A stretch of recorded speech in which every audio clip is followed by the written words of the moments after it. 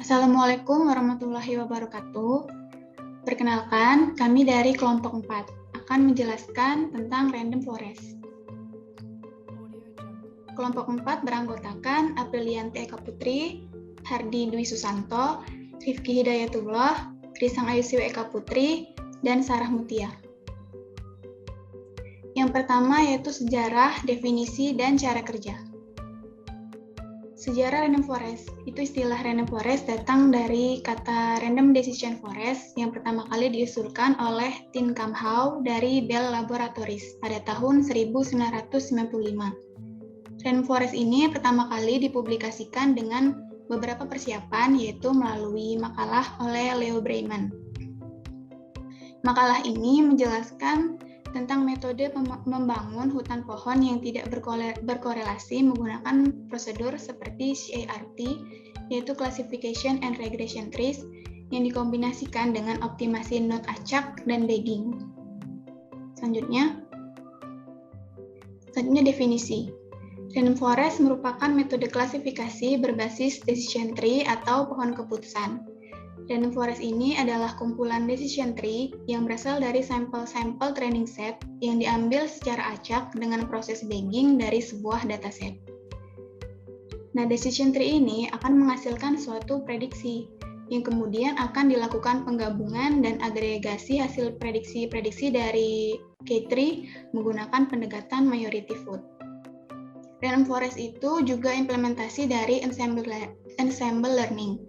Ensemble learning sendiri merupakan penggabungan model untuk melakukan prediksi. Selanjutnya adalah cara kerja random forest. Sebelumnya, random forest itu merupakan pengembangan dari bagging atau bootstrap aggregating. Nah, perbedaan dari random forest dan bagging ini terletak pada proses penentuan splitting di pembentukan pohon. Jika pada bagging itu menentukan splitting itu harus memeriksa semua variabel prediktor, sedangkan di random forest itu kita hanya memilih sebagian kecil dari variabel prediktor. Dengan catatan, splitting itu harus lebih kecil daripada jumlah variabel prediktor atau M kecil kurang dari M besar. Yang pertama itu kita akan membagi dataset menjadi dua, yaitu training set dan testing set. Terus kita lakukan proses bootstrap sampel, yaitu training set akan diambil sampel menggunakan metode random sampling with replacement. Nah, kemudian sampel bootstrap yang tadi itu diambil lagi sampelnya untuk atribut atau variabel prediktor yang kemudian akan dihasilkan decision tree.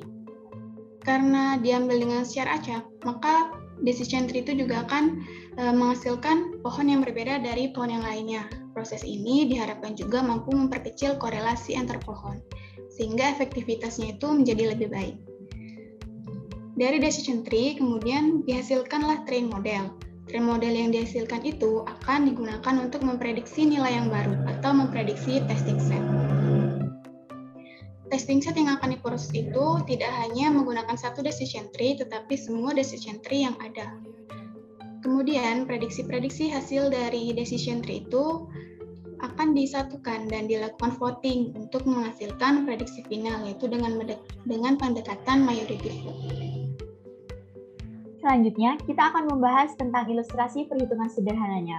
Di sini ada contoh soal. Buatlah random forest dengan 3 pohon keputusan yang bisa menjawab apakah seseorang akan membeli komputer dengan nilai atribut sebagai berikut. Yang pertama, age sama dengan youth. Yang kedua, income sama dengan medium. Yang ketiga, student sama dengan yes. Dan yang keempat, credit rating sama dengan fair. Pada data sebelah kanan, dapat dilihat ada 14 baris dan 5 buah kolom, di mana kolom-kolomnya berisi variabel-variabel age, income, student, credit rating, dan by komputer. Di sini yang menjadi target kelasnya adalah by komputer, dengan 2 nilai yaitu yes dan no. Yes berarti membeli komputer dan no tidak membeli komputer. Dan 4 variabel sisanya digunakan untuk memprediksi target kelasnya. Lalu, bagaimana cara mengerjakannya? Ada 4 langkah yang bisa dilakukan. Yang pertama, lakukan bootstrap sampling untuk training data sebanyak N sama dengan 14. Data itu yang akan dipakai untuk membuat pohon keputusan. Yang kedua, pada setiap node yang dibuat, pilih M column dengan acak, kemudian akan dihitung informasi gain untuk membagi data menjadi beberapa kelas. Pada soal belum ditentukan, sehingga kita pakai M sama dengan akar M besar, di mana M besar adalah variabel yang digunakan untuk memprediksi variabel target, yaitu ada 4, jadi M sama dengan 2. Kemudian langkah ketiga, ulangi proses perhitungan informasi gain sampai semua data telah masuk dalam kelas yang sama. Dan langkah terakhir, ulangi langkah pertama sampai dengan ketiga sebanyak 3 kali untuk membuat 3 pohon keputusan. Kemudian, lakukan majority vote berdasarkan data yang akan ditesting.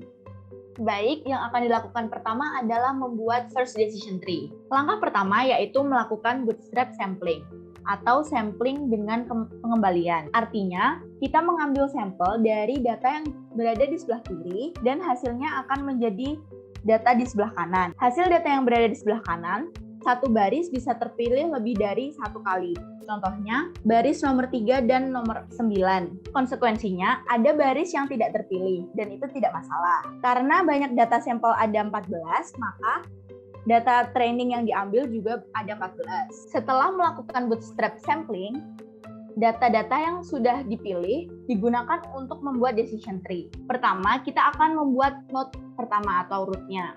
Dari data-data yang berada di sebelah kiri, pertama kita akan menentukan M variabel untuk mencari informasi gain-nya. M variabel ini sudah ditentukan yaitu sama dengan 2 dari akar M besar. Pemilihan 2 variabel tersebut dilakukan secara random, yaitu student dan income. Kemudian, dari 2 variabel terpilih, kita hitung entropi dan gain information dari masing-masing variabel tersebut dengan rumus sebagai berikut. Untuk mempermudah perhitungan, kita membuat tabel yang berada di sebelah kanan untuk menghitung entropi dan gain dari masing-masing variabel. Pada tabel sebelah kiri, dapat terlihat ada 14 data. Dari 14 data yang ada, sebanyak 9 orang membeli komputer dan sebanyak 5 orang tidak membeli komputer. Kemudian, untuk student dan income, masing-masing memiliki nilai 2 dan 3, yaitu student memiliki nilai yes dan no, dan income memiliki nilai low, medium, dan high. Kemudian, untuk proses perhitungannya, dicontohkan sebagai berikut.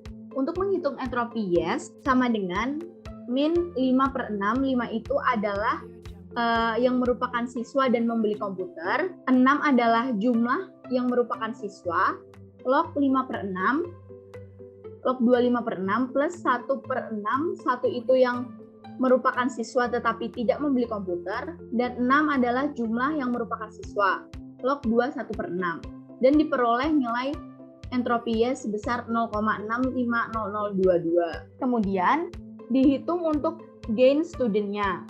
Gain student diperoleh dari total entropi, yaitu 0,94, dikurangi 6/14.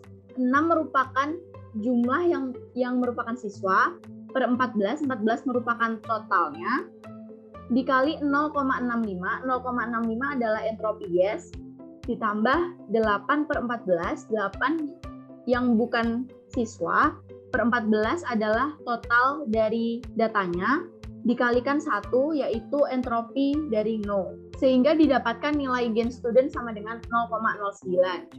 Dengan langkah yang sama, dapat didapatkan nilai gain dari income, yaitu 0,049972. Dari 2 informasi gain tersebut, diperoleh informasi gain tertinggi adalah student, sehingga student dipilih menjadi node 1. Kemudian, terdapat 2 nilai dari atribut student, yaitu yes dan no. Kedua nilai, yaitu yes dan no, belum dapat mengklasifikasikan kasus menjadi spesifik, sehingga harus dilakukan perhitungan berikutnya. Selanjutnya, kita masuk ke perhitungan node 1.1, yaitu student sama dengan yes. Dari 14 data training yang diambil dari bootstrap sampling, difilter lagi yang mana yang student sama dengan yes, sehingga didapatkan 6 data tersebut. Kemudian, pilih variabel yang akan dipertimbangkan. Pada tahap ini yang akan dipertimbangkan adalah income dan credit rating. Sekali lagi, pemilihan variabel yang dipertimbangkan dipilih secara random. Kemudian, dengan cara yang sama, dihitung entropi dan gain dari masing-masing variabel terpilih. Dan ternyata Credit rating memiliki information gain tertinggi yaitu 0,316689 sehingga credit rating terpilih menjadi Note 1.1. Kemudian dapat dilihat bahwa credit rating memiliki dua nilai yaitu fair dan excellent. Pada data yang ada, fair sudah mengklasifikasikan menjadi satu bagian yaitu yes. Sedangkan excellent belum dapat mengklasifikasikan menjadi spesifik sehingga perlu dilakukan perhitungan berikutnya. Namun sebelum itu kita akan melakukan perhitungan untuk Note 1.2 yaitu student sama dengan no. Sebelumnya kita harus memilih dua variabel yang akan dihitung information gain-nya. Pemilihan variabel ini dilakukan secara random dan terpilih credit rating dan age atau umur. Dari 14 data, difilter yang mana yang data student sama dengan no, sehingga diperoleh 8 data sebagai berikut. Dengan cara yang sama, kita lakukan perhitungan entropi dan information gain, dan didapatkan umur memiliki information gain yang paling tinggi yaitu 1. Sehingga untuk Note 1.2, umur terpilih. Selanjutnya, ada 3 nilai dari atribut umur yaitu senior, middle, dan youth. Dapat dilihat dari data di sebelah kiri, masing-masing nilai dari umur tersebut sudah dapat mengklasifikasikan data-datanya. Jadi, tidak perlu dilakukan perhitungan lebih lanjut. Kemudian, kita hitung untuk Note 1.1.2, yaitu student sama dengan yes dan credit rating sama dengan excellent. Untuk Note 1.1.2 ini, difilter hanya tersisa 2 data, yaitu data nomor 6 dan data nomor 7. Dan tersisa 2 variabel yang belum terpakai, yaitu age dan income. Maka, untuk Note 1.1.2 ini yang dipertimbangkan adalah age dan income. Dan sudah terlihat dari dua data tersebut bahwa variabel age membagi 2 data menjadi kelas yang berbeda. Atau bisa dikatakan information gain-nya sama dengan 1, di mana senior berarti dia tidak membeli komputer dan middle age berarti dia membeli komputer. Sehingga tidak perlu dibuat tabel perhitungan dan age terpilih menjadi Note 1.1.2. Semua data sudah masuk ke kelas masing-masing, maka sudah diperoleh decision tree yang pertama sebagai berikut. Lalu kita akan mencari decision tree yang kedua dan ketiga. Langkah pengerjaan decision tree yang kedua dan ketiga sama seperti langkah pengerjaan decision tree yang pertama. Hasil dari decision tree bisa berbeda karena bergantung pada sampel hasil bootstrapping dan juga bergantung pada variabel yang dipilih saat pembuatan masing-masing node. Dan diperoleh decision tree yang kedua sebagai berikut dan yang ketiga sebagai berikut. Tahapan berikutnya adalah melakukan majority vote. Dari data pada soal atau data testing, nilai-nilai atribut barunya yaitu dengan kriteria sebagai berikut. Yang pertama, age sama dengan youth, income sama dengan medium, student sama dengan yes, dan credit ratingnya adalah fair. Kemudian kita melakukan vote untuk decision tree yang pertama. Dari decision tree yang pertama, student dari atribut data barunya adalah yes, berarti ke kiri. Kemudian kreditnya fair, berarti ke kiri lagi, sehingga langsung didapatkan hasilnya yes. Berarti sekarang kita mendapatkan yes sama dengan 1 dan no sama dengan 0. Lanjut untuk vote untuk decision tree yang kedua. Yang pertama, kreditnya fair, berarti ke kanan. Kemudian age-nya sama dengan youth, berarti ke kanan lagi, dan didapatkan no. Sehingga hasil vote-nya sekarang yes ada 1 dan no ada 1. Dan yang terakhir, vote untuk decision tree yang ketiga. Yang pertama, age-nya sama dengan youth, berarti ke kiri. Kemudian student-nya yes, berarti ke kiri lagi, dan didapatkan hasil yes. Berarti hasil vote sekarang adalah yes sama dengan 2 dan no sama dengan 1. Bagaimana dengan hasil keputusannya? Karena didapatkan yes sama dengan 2 dan no sama dengan 1, maka berdasarkan majority vote dari 3 buah decision tree random forest, maka untuk seseorang dengan atribut age sama dengan youth, income sama dengan medium, student sama dengan yes, dan credit rating sama dengan fair, diprediksi akan membeli komputer. Selanjutnya adalah kelebihan dan kelemahan dari random forest. Kelebihan yang pertama adalah dapat menangani dataset yang besar secara efisien. Kemudian efektif untuk mengatasi data yang hilang atau missing data dan menjaga akurasi ketika terdapat cukup banyak data yang hilang. Selain itu, juga dapat digunakan parameter pengoptimalan dan membuat model yang lebih efisien. Dapat diterapkan pada data yang belum terlabel atau unsupervised clustering. Memiliki akurasi yang tinggi karena menggunakan rata-rata atau modus dari hasil decision tree secara acak tapi spesifik. Lalu kekurangan dari random forest. Yang pertama, keterbatasan utama dari random forest adalah waktu prosesnya. Semakin banyak decision tree yang dihasilkan, maka waktu proses akan semakin lambat atau lama. Model yang dihasilkan sulit untuk diinterpretasikan. Random forest adalah alat permodelan prediktif dan bukan alat deskriptif, sehingga lebih sulit untuk mendeskripsikan hubungan dalam data. Kita akan membandingkan kinerja algoritma klasifikasi random forest dengan beberapa algoritma lain. Dalam contoh ini, kita akan menggunakan penelitian tentang perbandingan kinerja algoritma klasifikasi naive Bayes, support vector matching atau SVM, dan random forest untuk prediksi ketidakhadiran di tempat kerja. Pada penelitian ini, data yang digunakan sejumlah 720 data dan 21 atribut yang akan diproses untuk menghasilkan prediksi ketidakhadiran di tempat kerja. Pengaplikasian data set dilakukan menggunakan tools WK. Nah, untuk mengevaluasi performa dari masing-masing algoritma yang digunakan, penelitian dilakukan dengan pembagian persentase dari data training dan data test yang berbeda-beda. Setelah dilakukan perhitungan, didapatkan angka-angka sebagai berikut. Untuk semua algoritma memiliki akurasi, presisi, dan recall di atas 96%, dengan algoritma random forest memiliki nilai akurasi, presisi, dan recall yang tertinggi dengan angka akurasi sebesar 99,38%, presisi 99,42%, dan recall 99,39%. Nah, sesuai dengan kelebihan dari random forest tadi yang memiliki akurasi yang cukup tinggi. Oke, untuk pengimplementasian random forest dengan R terdiri dari beberapa cara. Yaitu yang pertama adalah input dataset terlebih dahulu.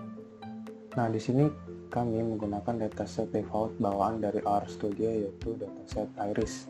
Nah, dataset Iris ini terdiri dari 150 buah dengan jumlah variabel sebanyak 5. Kemudian, yang kedua adalah pembuatan data training dan dataset.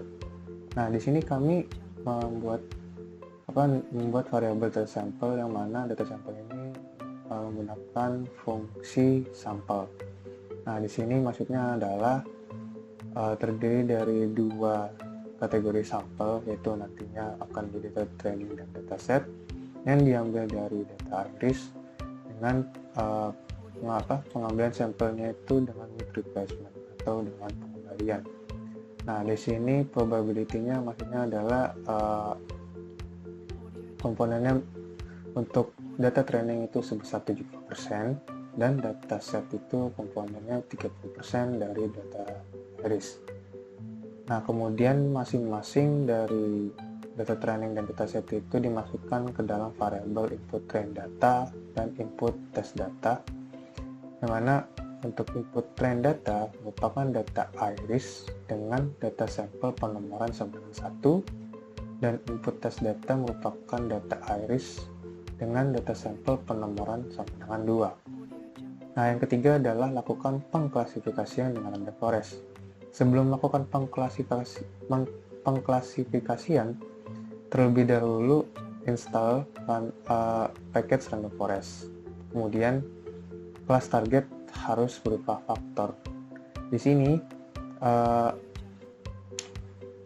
data Iris dengan kelas targetnya itu merupakan spesies sudah berupa faktor. Jika belum, ubah kelas target yang diinginkan ke jenis faktor dengan cara adalah S faktor. Kemudian contoh di sini adalah Iris dengan variabel spesies. Nah, jika tidak dilakukan pemanipulasian data menjadi faktor, maka nanti package random forest ini akan secara otomatis mengira bahwa user akan melakukan regresi melakukan klasifikasi. Selanjutnya adalah melakukan tes random forest. Di sini kita membuat variabel RF dengan menggunakan fungsi random forest. Kemudian di sini adalah kelas targetnya, yaitu spesies, yang mana disandingkan dengan variabel lainnya. Kemudian datanya itu diambil dari input train data dengan M3 sama dengan 2. Maksudnya adalah M3 itu split tree-nya itu menjadi 2. Kemudian dibuatkan tree sebanyak 500 buah tree. Nah, kemudian bisa dilihat bahwa hasilnya seperti berikut. Dari pembentukan model ini terdapat sentosa sebanyak 28 tanpa error, versicolor sebanyak 31 dengan error sebanyak 3, dan virginica terdapat 30 dengan error 3. Nah, lebih jelasnya kalian bisa lihat dengan fungsi berikut, yaitu print dari variabel RF. Jadi di sini dijelaskan dengan package random forest dengan tipe random forest-nya merupakan klasifikasi dengan jumlah tree-nya atau jumlah pohonnya sebanyak 500 dan number of variable atau split-nya itu dari masing-masing tree adalah 2. Jadi bisa dilihat di sini, ini confusion matrix-nya ya tadi. Oke. Karena sudah dibuatkan model dari training data, maka kita lakukan pengetesan model dari training data itu dengan menggunakan dataset iris data test atau data test dari data iris. Nah, sebelum melakukan pengetesan, install terlebih dahulu package Caret. Jadi untuk melakukan random forest, package random forest dan package Caret itu harus ada dalam Mogen ini. Kemudian di sini kami membuat variabel result atau hasil dengan fungsi predict, atau nantinya adalah hasilnya untuk memprediksi model dengan penggunaan data test. Nah, di sini memprediksi dengan model RF tadi, variabel RF tadi, yaitu model yang sudah dibentuk dengan input train data. Dengan datanya itu, new data itu dimasukkan adalah input test data. Kemudian kita lihat hasilnya. Nah, dengan coefficient matrix yaitu didapatkan setosa, dengan kelas setosa itu terdapat 22 yang benar dengan 0 error. Kemudian versicolor dengan 15 yang benar dengan 1 error. Kemudian virginica dengan 15 yang benar dan 2 error. Nah, kalian bisa melihat detailnya lebih lanjut dengan menggunakan fungsi coefficient matrix.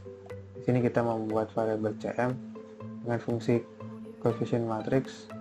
Nah, di dalamnya itu merupakan sintaks sebelumnya, yaitu tabel dengan result. Terus kemudian kelas targetnya atau kelas variabel targetnya itu merupakan input test data dengan variabel kelas targetnya itu spesies. Kemudian kita lihat di sini adalah,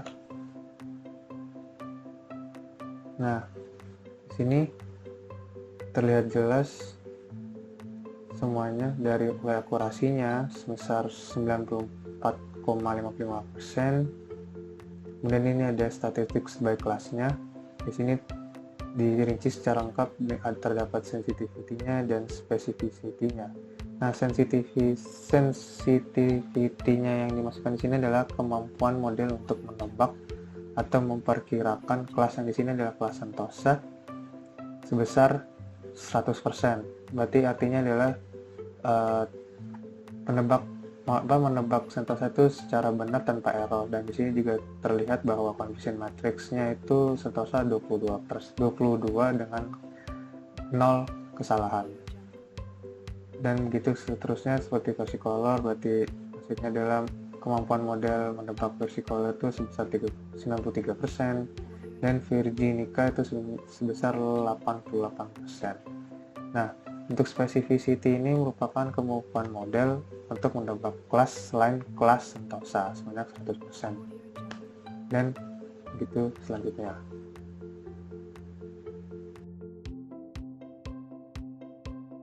Selanjutnya adalah implementasi random forest menggunakan WK. Data yang kami gunakan adalah data iris. Berikut ini merupakan variabel atau atribut yang digunakan pada datanya. Kemudian dari data ini kami klasifikasikan. Untuk classifier-nya, pilih yang random forest. Kemudian untuk number features-nya, pilih 2. 2 ini adalah 2 variabel yang nantinya akan di-random. Kemudian untuk iterasinya, misalnya kita pilih 15. Kemudian oke. Lalu pilih percentage split. Lalu start. Ini merupakan hasil dari uji random forest-nya. Dapat dilihat di matriks di bawah ini, untuk ABC yang atas adalah prediksi atau klasifikasinya. Kemudian untuk yang di samping ini merupakan aktual. Jadi dapat dilihat dari matriks tersebut, untuk data iris setosa, ada 15 data yang diklasifikasikan sebagai iris setosa, ada 19 data versicolor yang diklasifikasikan sebagai versicolor, ada 15 data Virginica yang diklasifikasikan sebagai Virginica, dan ada 2 data iris Virginica tetapi diklasifikasikan sebagai iris versicolor. Dari matriks tersebut dapat dilihat bahwa correctly classified instance-nya ada 49. 49 di sini adalah 15 ditambah 19 dan 15 data yang benar. Kemudian incorrectly classified instance-nya ada 2 di sini. Jadi total number of instance-nya ada 51. Besar correctly classified instance-nya adalah 96%. Jadi dari hasil uji ini dapat dilihat bahwa keakuratan random forest-nya adalah sebesar 96%. Sekian presentasi dari kelompok kami. Semoga apa yang kami presentasikan dapat dipahami dan diterima oleh teman-teman. Apabila ada penyampaian dari kami yang salah, kami mohon maaf. Wassalamualaikum warahmatullahi wabarakatuh.